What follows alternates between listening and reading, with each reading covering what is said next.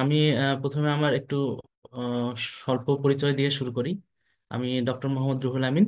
আমি MBBS complete করেছি হচ্ছে রাজশাহী মেডিকেল কলেজ থেকে, এবং এমডি কোর্স কমপ্লিট করেছি ফিজিওলজিতে বিএসএমইউ থেকে, এবং এখন লেকচারার হিসেবে কর্মরত আছি। তো আপনাদের এই মেডিকেল হায়ার স্টাডির থ্রু আউট ফিজিওলজি প্রোগ্রামের সাথে আমি সার্বক্ষণিক সংযুক্ত থাকব। হোয়াটসঅ্যাপে অথবা বিভিন্ন কোশ্চেন করা থেকে শুরু করে বিভিন্ন লেকচার নেওয়া থেকে শুরু করে সার্বক্ষণিক আপনাদের সাথে থাকার রেসিডেন্সি কোর্সের যে 26 সালে যে পরীক্ষাটা আছে সেই পর্যন্ত আমি সার্বক্ষণিক আপনাদের সাথে থাকবো ইনশাল্লাহ। তো এক্ষেত্রে প্রথমে যেই অ্যাডভাইসটা দিয়ে আমি শুরু করতে চাচ্ছিলাম, সেই অ্যাডভাইসটা হচ্ছে যে unimportant topic should be avoided from day one. তো আমি এবার গত 25 সালের কোশ্চেন গুলো দেখলাম। তো সেখানে আমি কোশ্চেনের প্যাটার্ন গুলো দেখে যেটা মনে হয়েছে যে আসলে কোশ্চেন তো আসলে বিএসএম এর অনেক টিচারই করে থাকেন। তো আমি কোশ্চেন প্যাটার্ন গুলো দেখে আমি কিছুটা আন্দাজ করতে পারছিলাম যে আসলে কোশ্চেন গুলো করছিল কে। তো আমার গতবারের কোশ্চেন গুলো দেখে যেটা মনে হয়েছে যে একটু বেশি হার্ড হয়ে গেছে কোশ্চেন। তো নর্মালি যে ফিজিওলজি থেকে যে কোশ্চেন গুলো আসে, তো তার 70 to 80% থাকে হচ্ছে মোটামুটি খুব ভালো মতো পড়াশোনা করলেই পারা যায়। আর এরপরও অনেক বেশি পড়াশোনা করলেও তার মধ্যে থেকে 10% এরকম হতে পারে যেগুলো খুবই হার্ড টপিক থেকে আসে, সেগুলা বেশিরভাগই সেগুলা পারবে না, এরকমই থাকে। তো সেগুলো নিয়ে খুব বেশি চিন্তা করার দরকার নাই। সেগুলোকে আমরা আনইম্পর্টেন্ট টপিক্সের আন্ডারে ধরবো। তাহলে ফ্রম ডে ওয়ান থেকে আমরা সেই আনইম্পর্টেন্ট টপিকসগুলো অ্যাভয়েড করব। সেটা কেউ পড়তে চাইলে বা পড়াতে চাইলে আমরা সেগুলা টাচ করব না, আমাদের অ্যাভয়েড করতে হবে। আদারওয়াইজ আমাদের ফিজিওলজির মতো একটা ভাস্ট সাবজেক্ট আমরা কাভার করতে পারবো না। আরেকটা বিষয়, আমি আপনারা যারা এই সেশনের সাথে যুক্ত আছেন, আমি একটা ইনফরমেশন দিয়ে শুরু করি যে আমরা অনেক বই পড়ে থাকি যে ফিজিওলজির জন্য আমরা গাইটন বলি, ক্যানন বলি, রেড্ডি বলি, সেম্বলিনগাম বলি, বিআরএস ফিজিওলজি বলি। তো আমার এই 15-16 বছরের এক্সপিরিয়েন্স থেকে এবং ফিজিওলজি পড়ানোর এক্সপিরিয়েন্স থেকে আমি যেটা বলতে পারি সেটা হচ্ছে যে একটা বই আমাদের প্রথম থেকে শেষ পর্যন্ত পড়লে ফিজিওলজির 70 to 80%, অ্যাটলিস্ট 90%ও কমন পাওয়া সম্ভব। সেটা হচ্ছে বিআরএস ফিজিওলজি। কারণ বিআরএস ফিজিওলজি বইটাতে এখানে মূলত এমসিকিউ বেসড, এসবিএ বেসড করে লেখা।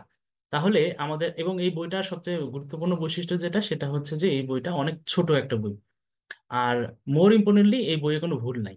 এটা হচ্ছে সবচেয়ে গুরুত্বপূর্ণ বিষয়, যার কারণে আমি রিকমেন্ড করব আপনারা অবশ্যই প্রথম দিনেই বা এই বইটা অর্ডার করবেন। এবং এটা ফটোকপি পাওয়া যায়, 7th এডিশন যেটা ফটোকপি পাওয়া যায়, এই বইটা কিনবেন। এখান থেকে এমসিকিউ এবং এসবিএ গুলো সলভ করবেন, এবং প্রথম পৃষ্ঠা থেকে শেষ পৃষ্ঠা পর্যন্ত একবার, খুব ছোট বই আপনারা যদি কারো থেকে থাকে তাহলে বুঝবেন যে বইটা হচ্ছে প্রথম থেকে শেষ পর্যন্ত পড়লে আপনার অ্যাটলিস্ট 70 to 80% আপনার এখান থেকে আসার সম্ভাবনা থাকে। আর আমি আরো কিছু বই এখানে লিখছি। তো সেমুলিঙ্গাম বইটা আমি জানি অনেকের কাছেই নাই, কারো কাছেই নাই পারহ্যাপস। কিন্তু এই বইটা হচ্ছে একটা ইন্ডিয়ান বই। এই বইটার সুবিধা যেটা সেটা হচ্ছে যে এই বইয়ে টেবিল ফিগার এগুলো খুব ভালো মতো আছে, যেগুলো আমাদের গাইটন জ্ঞানন তো পড়া সম্ভব না আসলে। অ্যাপারেন্টলি এত বইয়ের চাপে আমাদের গাইটন জ্ঞানন তো খোলার সুযোগ নাই।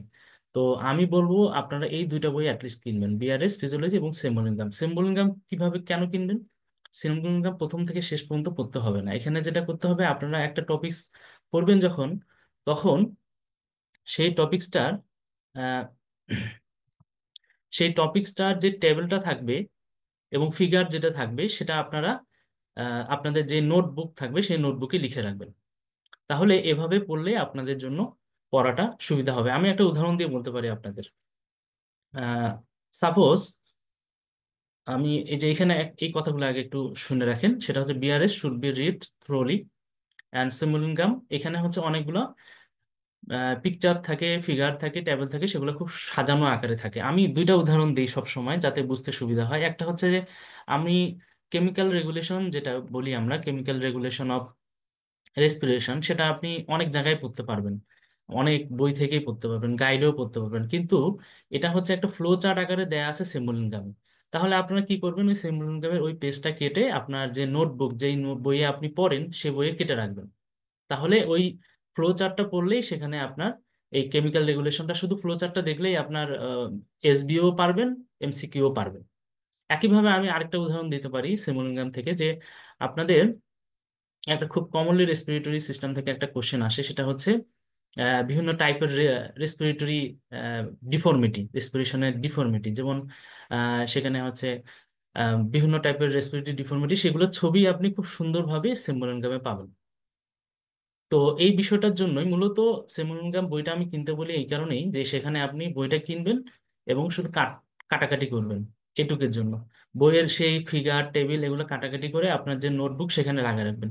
সুবিধা যেটা হবে, আপনি যেই পড়াশোনাগুলো করবেন সেই পড়াশোনাগুলোর সাথে সেই টেবিল ফিগারগুলো আপনার পড়াশোনাটাকে অনেক বেশি লং লাস্টিং করবে। আর এই জিনিসটা জরুরি কেন? এই জিনিসটা জরুরি হচ্ছে মূলত এসবিএ কারেকশনের জন্য। কারণ এসবিএ কারেকশনের জন্য মূলত কনসেপচুয়াল যে বিষয়টা সেটা অনেক বেশি ক্লিয়ার থাকা লাগে। তাহলে এক নম্বর যেই উপদেশটা দিলাম বা অ্যাডভাইসটা, সেটা হচ্ছে যে BRS should be red thoroughly. সেটা প্রথম থেকেই শেষ পর্যন্ত পড়তে হবে।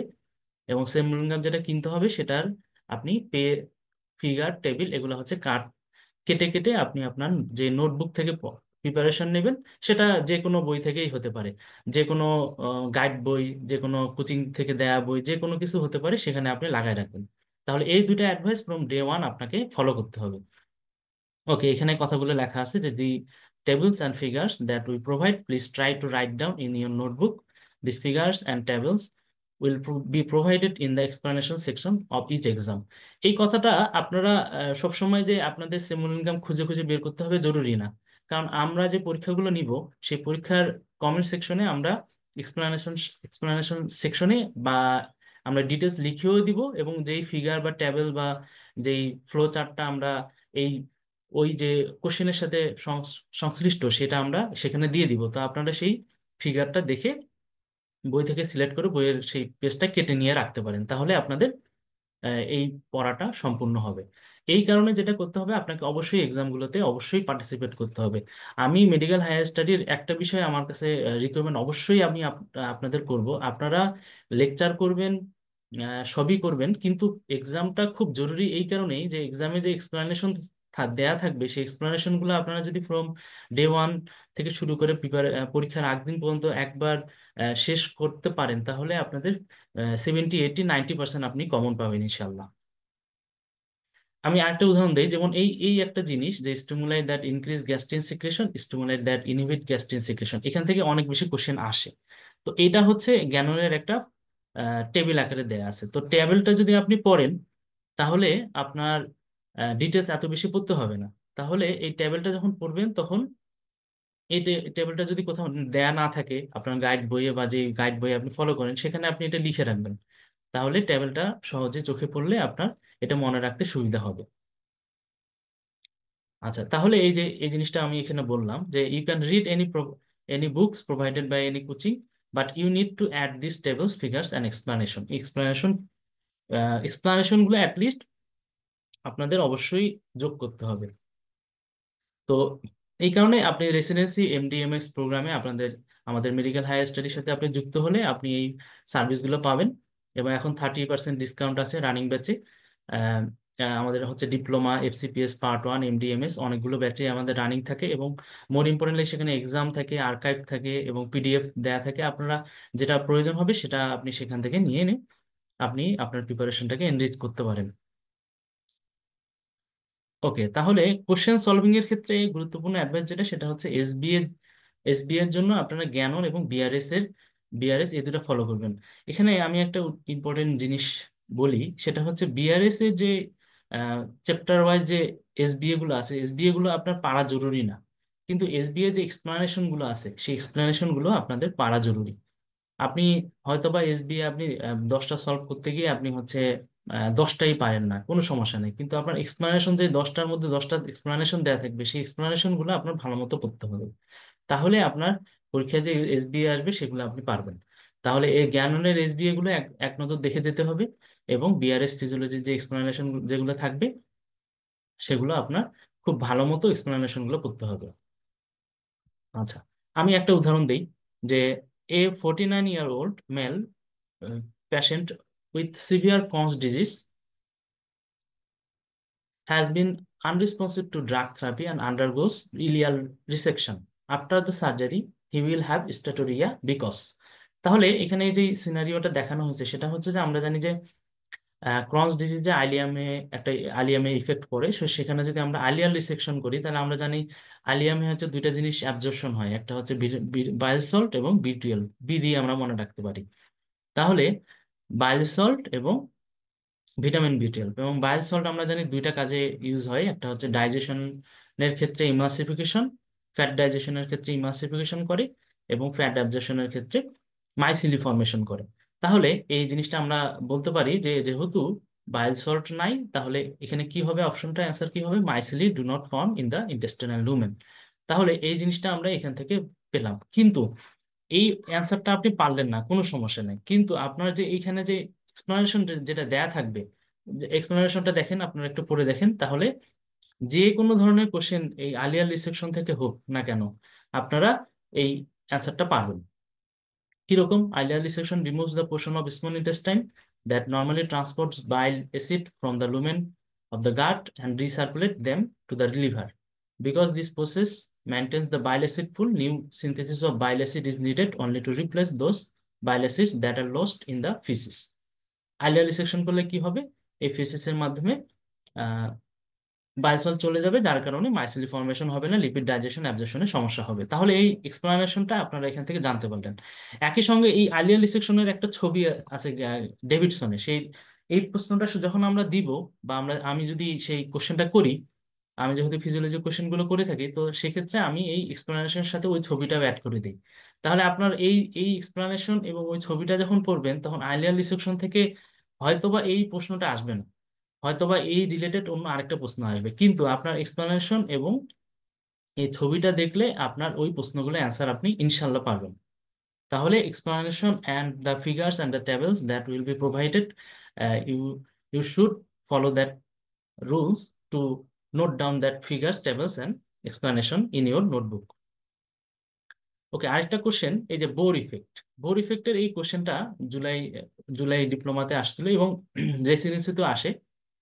তো এখানে অপশনগুলো অনেকগুলো দেয়া আছে, তো আপনাদের এই অপশন রিলেটেড যে এক্সপ্লানেশন এখানে কিন্তু আমি এক্সপ্লানেশনটা মূলত, বা আমরা এক্সপ্লানেশনটা মূলত যেটা করি সেটা হচ্ছে যে আমরা একটু ডিটেলস এক্সপ্লানেশন দেই, যাতে এই কোশ্চেনটা আপনার এই রিলেটেড এক্সপ্লানেশন গুলোর সাথে সাথে আপনার অন্যান্য কোশ্চেন আসলেও সেটা কাভার করে, যাতে এক্সপ্লানেশনটা পড়লে আপনার ওই টপিকসটা পড়া হয়ে যায়, এবং এই এই বোর ইফেক্ট রিলেটেড কোশ্চেন অন্য একটা কোশ্চেন আসলেও আপনারা যাতে এই এক্সপ্লানেশন থেকে ওই বোর ইফেক্টের অন্যান্য কোশ্চেনগুলো অ্যান্সার করতে পারেন।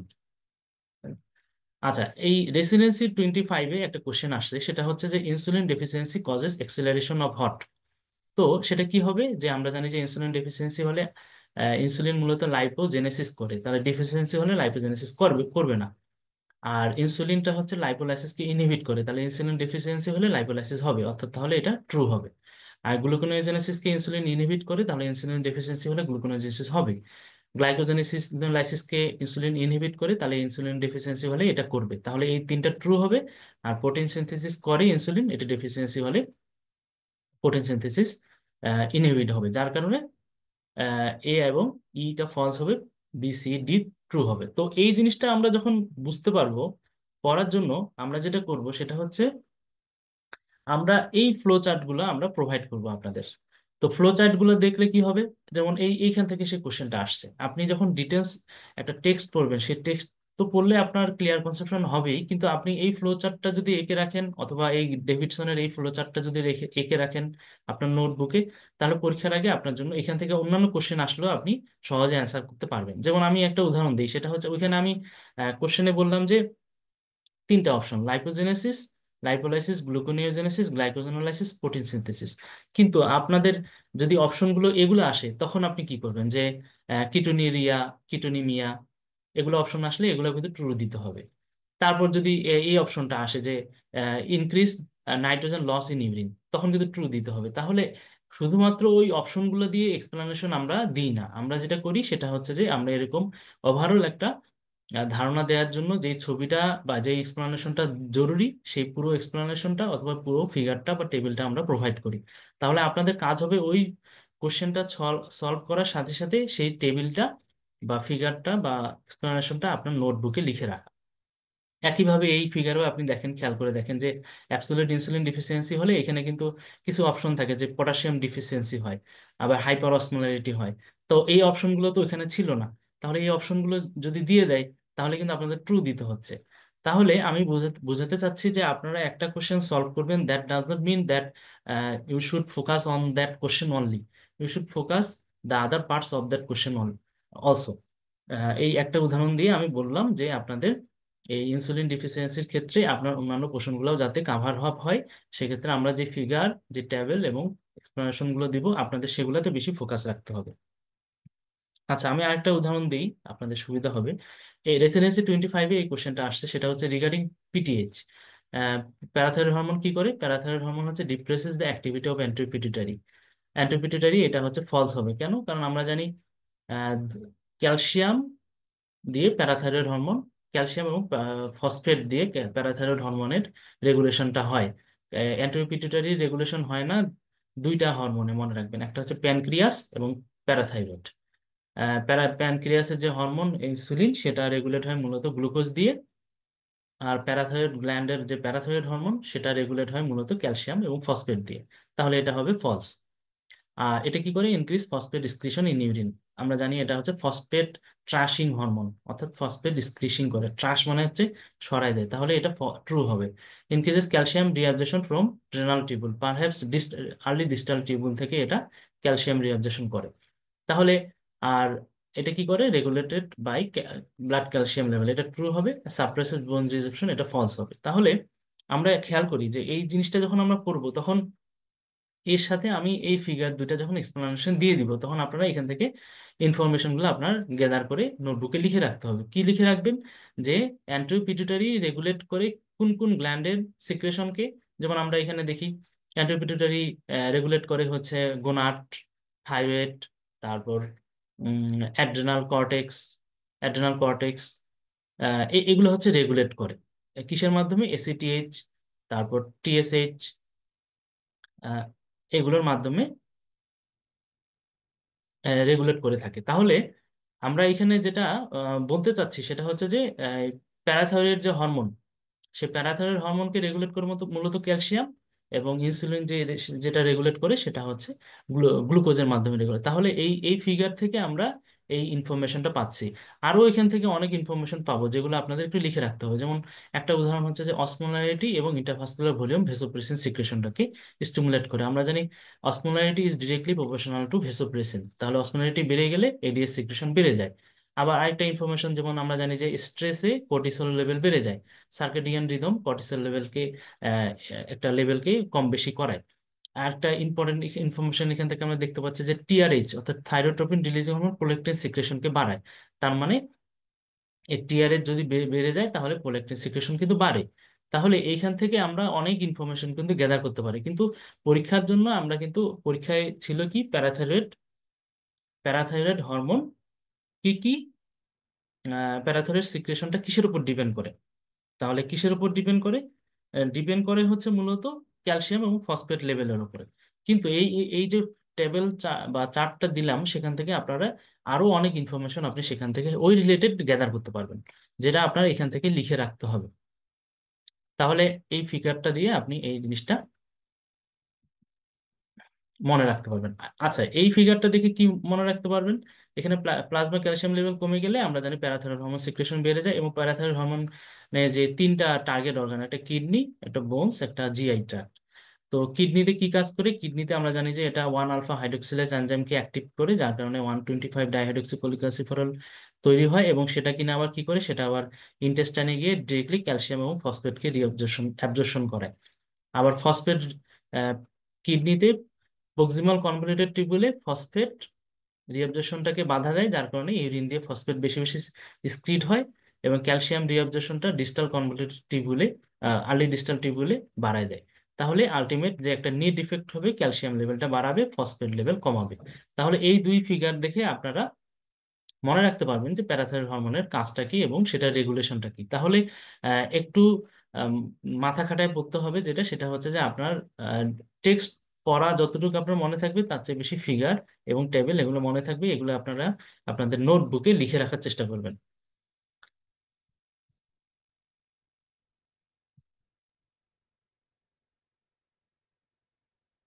ওকে, তাহলে আহ, আমি আরেকটা কোশ্চেন আমি একটু দেখি।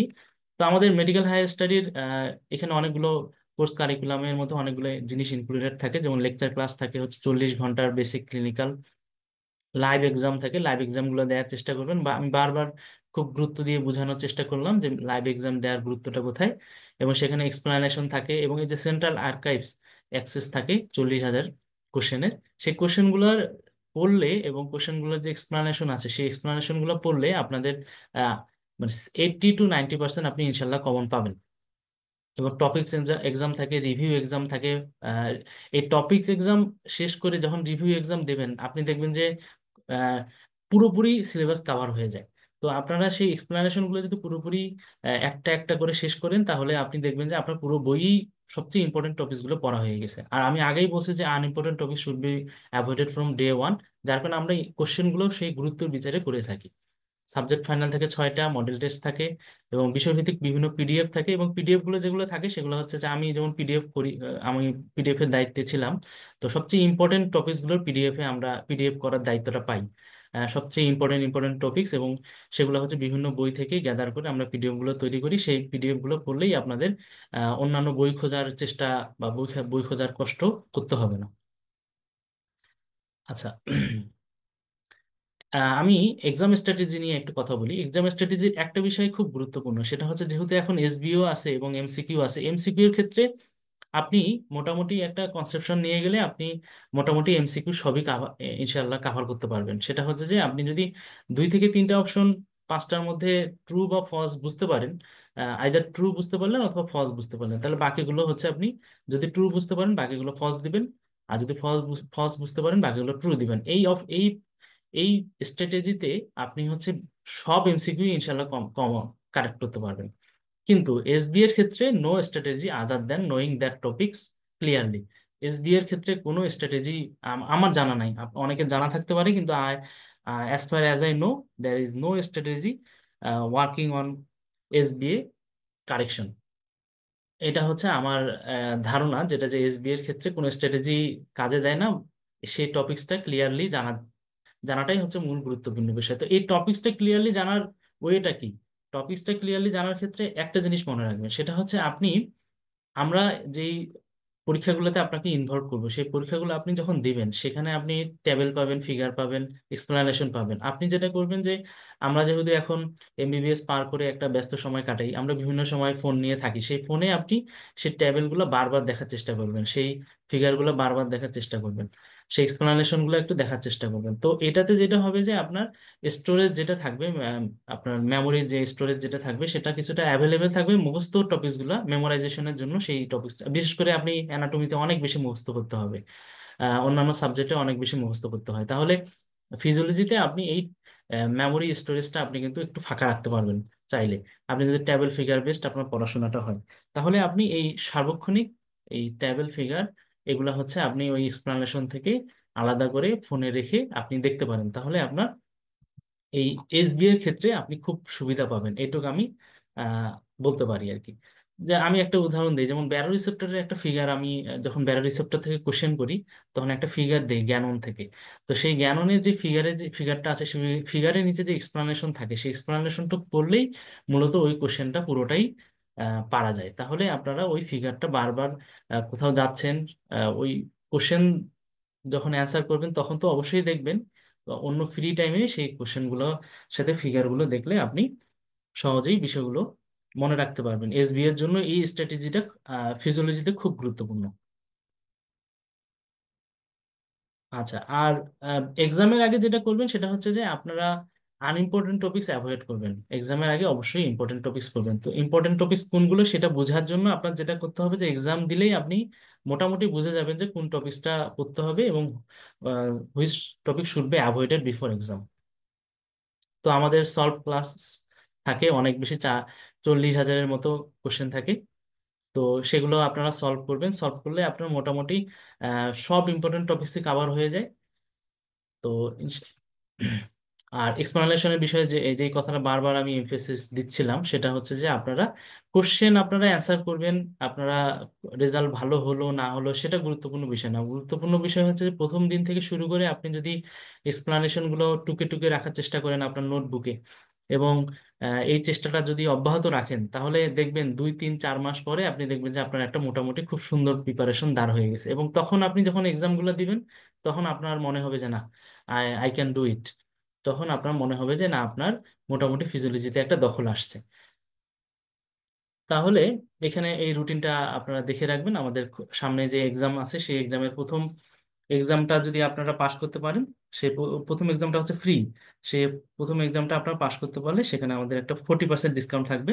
তো আপনারা এনরোল হওয়ার চেষ্টা করবেন। আমি ওভারঅল শেষে শুধু 3টা লাইন একটু আবার উচ্চারণ করার চেষ্টা চেষ্টা করছি। সেটা হচ্ছে যে আপনারা প্রথমত ফিজিওলজি পড়তে গেলে আহ, 2টা বই কালেকশনে রাখবেন। একটা হচ্ছে বিআরএস ফিজিওলজি এবং সিম্বলিঙ্গাম, 1 নম্বর কথা। 2 নম্বর কথা হচ্ছে যে আপনাদের কোশ্চেন যেগুলো সলভ করবেন আপনারা, সেই কোশ্চেনের এক্সপ্লানেশনের মধ্যে যে ফিগার, টেবিল এবং এক্সপ্লানেশন টেক্সট থাকবে, সেগুলো আপনারা আপনাদের যে নোটবুক থেকে পড়বেন, সেই নোটবুকে আপনারা নোট করে রাখবেন।